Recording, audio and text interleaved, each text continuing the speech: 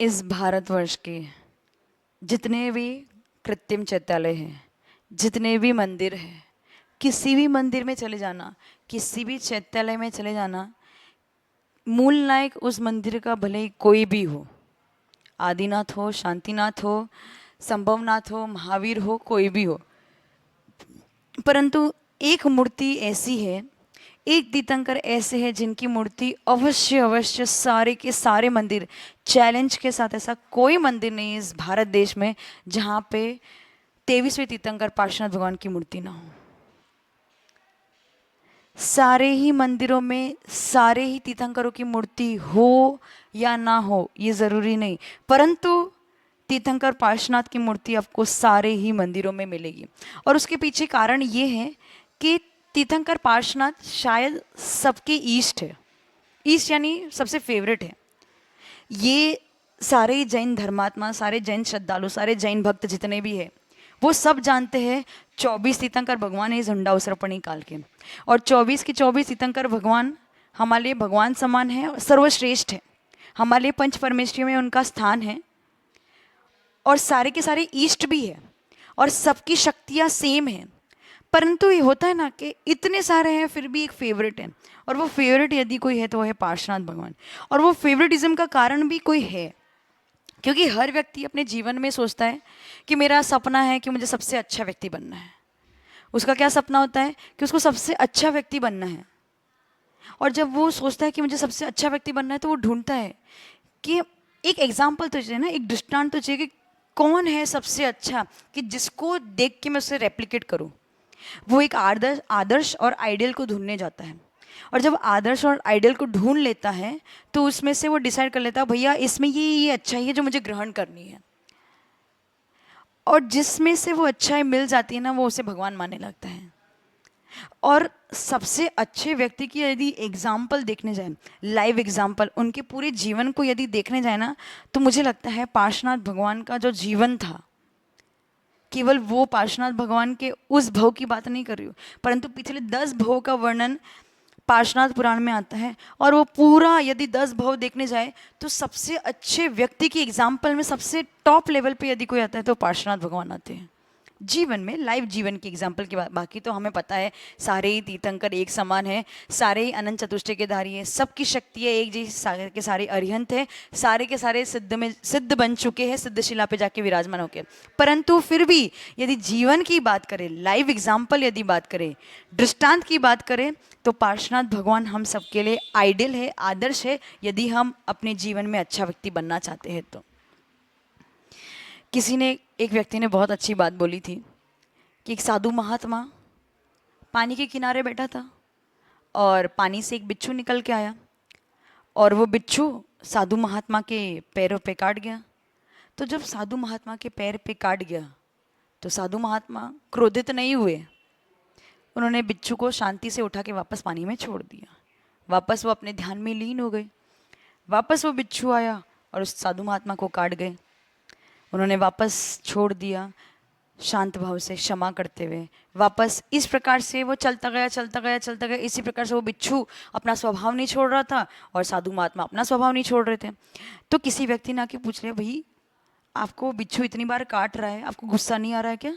एक बार में उसे मार दो, खत्म कर दो, कहानी खत्म हो जाए। परंतु साधु महात्मा ने क्या बोला, बिच्छू का काम है काटना और मेरा स्वभाव है उसे छोड़ देना, क्षमा करना। तो ये तो केवल एक कहानी है, परंतु इस कहानी का यदि लाइव एग्जाम्पल देखना है ना, तो भगवान पार्श्वनाथ को देख लेना। सबसे पहले भव में यदि 10 भव की बात करें, सबसे पहले भव में मरुभूति थे वो, और उनके ही सगे भाई कमठ ने उनसे बैर बांध लिया था। किसके पीछे? एक स्त्री के पीछे, एक लड़की के पीछे उन्होंने बैर बांध लिया था। और फिर भी उस मरुभूति ने मन में उस भाई के प्रति कोई खेद नहीं रखा था। जबकि सबसे अधिक दुखी हम तब होते हैं जब हमारा अपना कोई हमें दर्द देता है। पराए दर्द दे हमें कोई फ़र्क नहीं पड़ता है, परंतु जब कोई अपना दर्द देता है ना तो बहुत फ़र्क पड़ता है। तो मरुभूति के भाई कमठ ने उसे बहुत दुख दर्द दिया, परंतु उसने उसे क्षमा कर दिया। सब बहुत बड़ी बात है।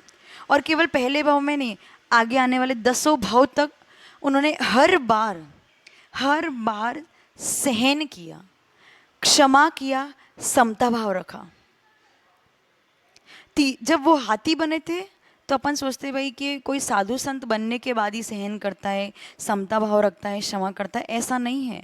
वो जब हाथी की पर्याय में थे ना, तभी भी उन्होंने उस कुकुट सर्प को क्षमा कर दिया था, मतलब उस कमट के जीव को क्षमा कर दिया था।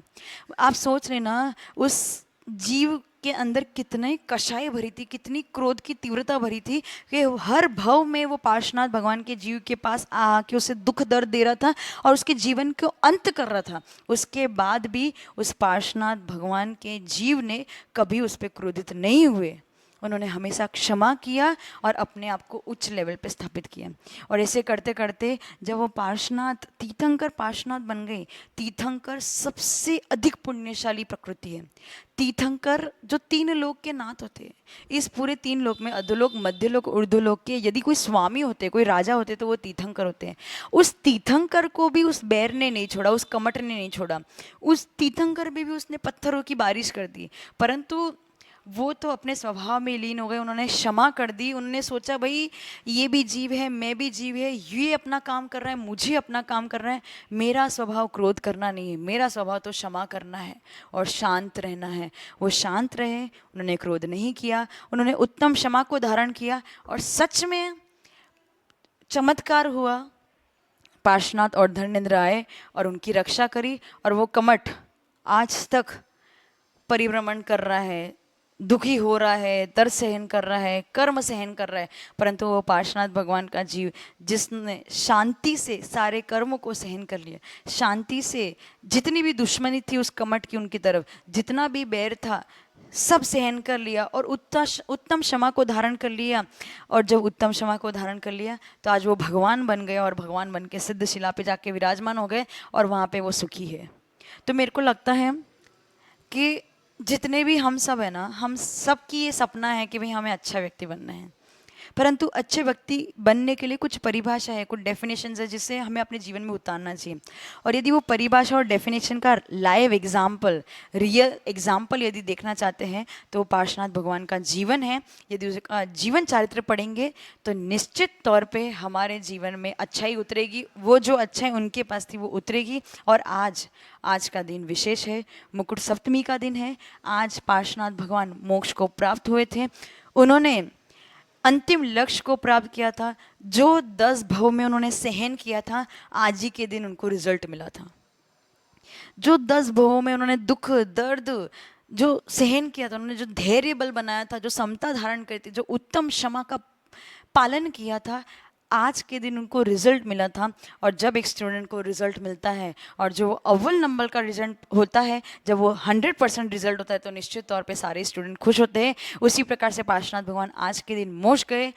और मुझे लगता है जब हम अच्छाई का पालन करते हैं निश्चित तौर पे हमारी परीक्षा होती है। जैसे पार्श्वनाथ भगवान की भी 10 भवों तक परीक्षा हुई, 10 जीवन तक परीक्षा हुई, परंतु उन्होंने वो परीक्षा में फेल नहीं हुए। उन्होंने अपनी परीक्षा को कंटिन्यू रखा और आज के दिन उनको लक्ष्य प्राप्त हुआ। सबसे बड़ा, अपने जीवन का सबसे सुंदर लक्ष्य, मोक्ष रूपी लक्ष्य को उन्होंने प्राप्त किया। इसलिए मुकुट सप्तमी के दिन, आज के पार्श्वनाथ भगवान के मोक्ष कल्याणक के दिन, मेरा आप सबसे यही कहना है कि पार्श्वनाथ भगवान के मूर्ति को देखना, पार्श्वनाथ भगवान की कल्पना अपने मस्तिष्क में करना, पार्श्वनाथ भगवान की गुणों की पूजा द्रव्यों से करना, भावों से करना, और एक बार मन में उनको देख के ये विचार करना कि हे प्रभु, जैसे आप जितने अच्छे थे, आप जितने धैर्य बल के साथ में थे, आपके पास जितना धैर्य बल था, आपके पास जितनी सहन शक्ति थी, उतनी मुझे देना। आप जैसे आपने अपने प्रिंसिपल और अपने रूल्स को नहीं छोड़ा था, वैसे मैं भी अपने जीवन के प्रिंसिपल्स और रूल्स को ना छोड़ूं। बस इतना ही भगवान पार्श्वनाथ के चरणों में हमारा निवेदन होगा कि जिस प्रकार से उन्होंने आज के दिन सुंदर लक्ष्य को प्राप्त किया था, वैसे एक ना एक दिन हम भी अपने सुंदर लक्ष्य को प्राप्त करें, मोक्ष गति की प्राप्त करें और सिद्धशिला पे जाके विराजमान हो जाएं।